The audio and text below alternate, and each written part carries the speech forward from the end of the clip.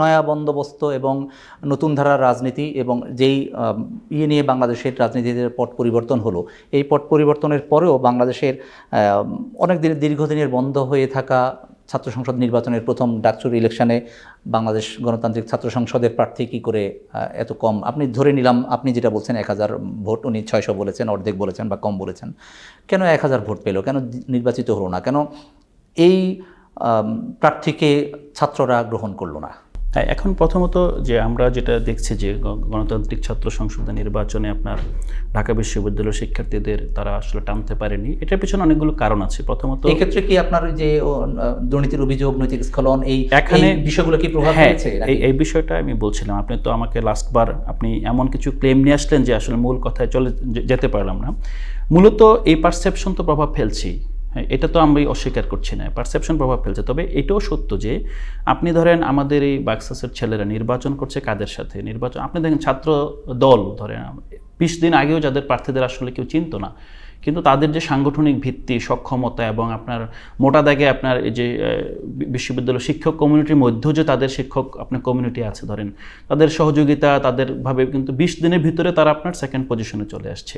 জামাত ইসলামীর ছাত্র সংগঠন যেটা আপনার ছাত্র শিবিরের ক্ষেত্রে দেখেন, শিবির গত 1 বছর যে কাজ করেছে, এখানে শিক্ষার্থীদের মধ্যে কাজ করেছে, অনেকগুলো ওয়েলফেয়ারমূলক কাজ করেছে এবং খুব সুসংঘবদ্ধভাবে তারা কাজ করার যে ফল হিসেবে সেক্ষেত্রে আপনার তারা তাদের বিজয় নিয়ে এসেছে। একটা বিষয় হলো যে ওখানে কিন্তু মানে যদি ছাত্র শিবিরের কিন্তু প্রায় 7000-এর মতো, যেটা আমরা আগে শুনেছি আর কি, যে তাদের নিজস্ব ভোটার আছে ইতিমধ্যেই।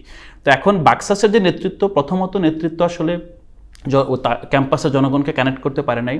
দ্বিতীয়ত হলো যে বাক্সাসে আসলে অথবা ছাত্র সংসদে যারা নির্বাচন করার কথা ছিল তারা হলো মূলত জাতীয় রাজনীতিতে চলে এসেছে।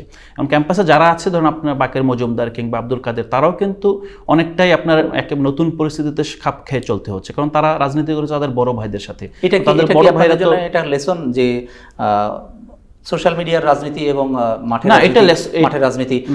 আপনার দলের অনেক নেতৃবৃন্দের একেবারে ছোট ছোট যে কোনো একটা নরমাল পোস্টও আমরা কয়েক মিলিয়ন রিঅ্যাকশন দেখি। এটা লেসন না, এটা হচ্ছে মাঠের রাজনীতিতে আপনাদের ব্যালট বাক্সটা ফাঁকা না, ব্যালট বাক্স ফাঁকা না। মাঠের রাজনীতিতে আমাদের ব্যালট বাক্স যা হওয়ার তাই হয়েছে, এটাই এখানে আসলে। কিন্তু আপনার দলের কোনো না কোনো নেতা বলেছেন যে এই মুহূর্তে নির্বাচন হলে 200 আসন অবলীলায় এনসিপি পেয়ে যাবে। সেক্ষেত্রে আপনারা এই মুহূর্তে সাংগঠনিক দুর্বলতার কথা বলছেন, মানি মাসলের কথা বলছেন। সেখানেও যেমন তাদের একজন কেন্দ্রীয় তাদের সদস্য, যুগ্ম সদস্য সচিব একজন বলছেন যে তারা কিছুদিন আগে বলছেন যে 70% পদ ডাকসুতে তারা জিতবে।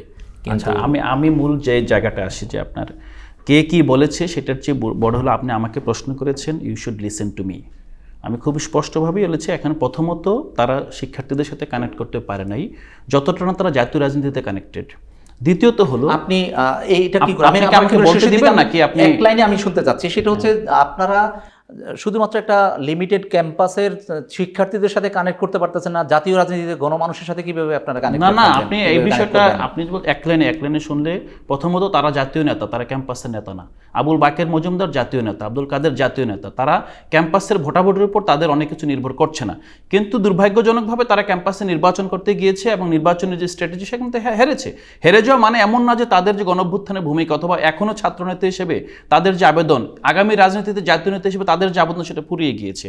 দ্বিতীয়ত হলো যে এখানে আরেকটা বিষয় দেখতে হবে যে মানে আমরা ধরেন গত 6 মাস কিংবা 1 বছরে যেই একটা কনসার্টেড একটা মিডিয়া প্রপাগান্ডার মধ্য দিয়ে, শুধুমাত্র আমরা না, ধরেন এখানে বাংলাদেশও তো বেশ ভালো শক্তিমত্তা নিয়ে দাঁড়িয়েছে, কিন্তু দেখেন যে কতটুকু আমরা আসলে এই যে পুরো একটা সেকুলার এস্টাবলিশমেন্টের মধ্য দিয়ে আমরা কতটুকু গ্রহণযোগ্যতা নিয়ে আগাতে পারছি।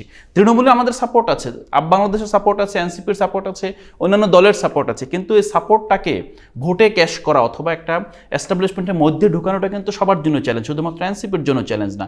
আজকে যে প্রপাগান্ডাটা এনসিপির বিরুদ্ধে হচ্ছে, এটা আরেকটা বড় কারণ হলো যে এনসিপি সত্যিকার অর্থেই একটা গণমানুষের দল হিসেবে উঠে আসতে চেয়েছে, কোনো একটা নির্দিষ্ট মতাদর্শিক দল হিসেবে উঠে আসতে চায় নাই।